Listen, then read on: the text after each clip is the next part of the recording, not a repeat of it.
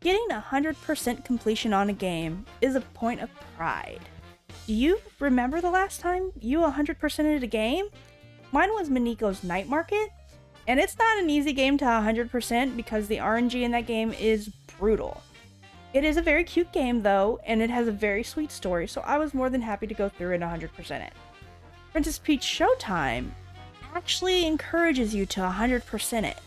And because it wants you to 100% it, I feel like it actually makes it a much more enjoyable experience to play through it. It is a very short game. There are floors in the game, and each floor has 4 levels. And those levels can be completed in about 5-10 minutes, depending upon your skill level.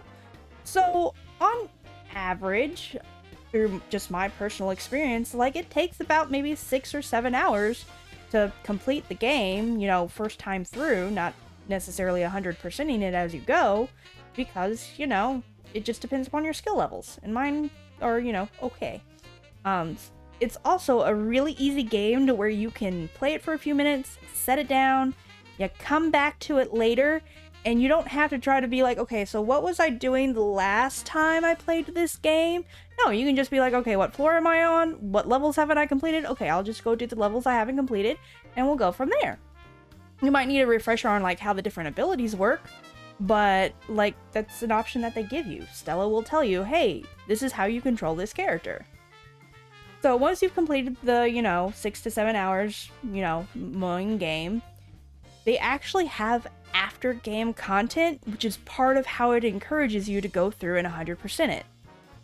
The first, option that they give you is that you can actually go through and redesign the floors, and you can get dresses for your character.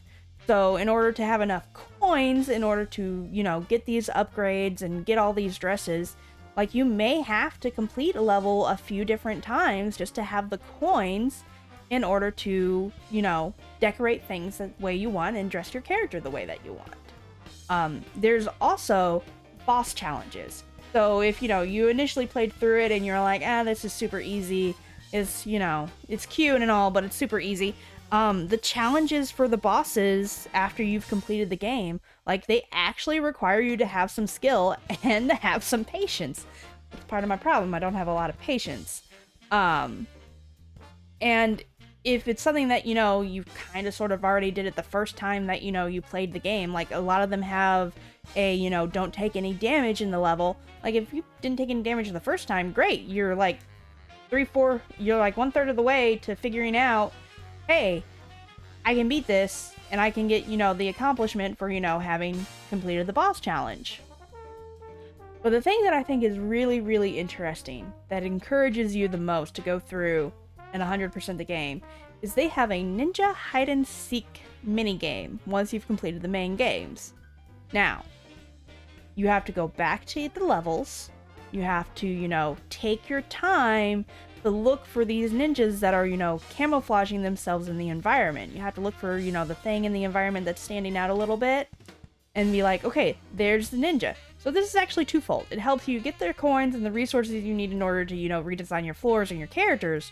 But, like, there's an actual reason to go back through and take your time and look around and see how things are, like, playing around with it. Because, you're not just running around trying to collect as many coins as you can, and whenever you get to a certain point, you're like, alright, let me just hop out of here real quick.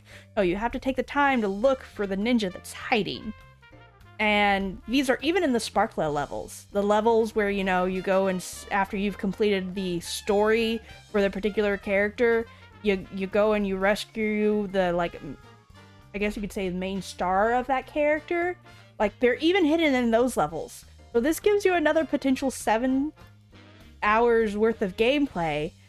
And because, you're already having to go through it a second time anyways, you might as well, 100% it. Take the time to, find the things that you missed, or, if it's one of those things where it's a skill thing where you just can't seem to get the timing right on it, like, just don't worry about picking up the ninja until you've got all of the little sparkle gems, and then you go back through and you find the ninja and you're good to go. So this game, I thought it was really entertaining, and I thought it was super, super cool how they were like, okay, you've beat the game, But, you know, we want to give you a reason to 100% it, so here's another little mini game you can do to, you know, encourage you to actually go through and 100% it.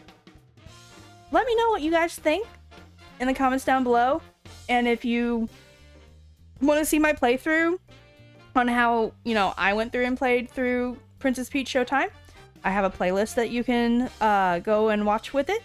Or, you know, I have any other videos that you're more than welcome to watch on my channel. And I hope you all have a great day. Be safe. I love you. Bye!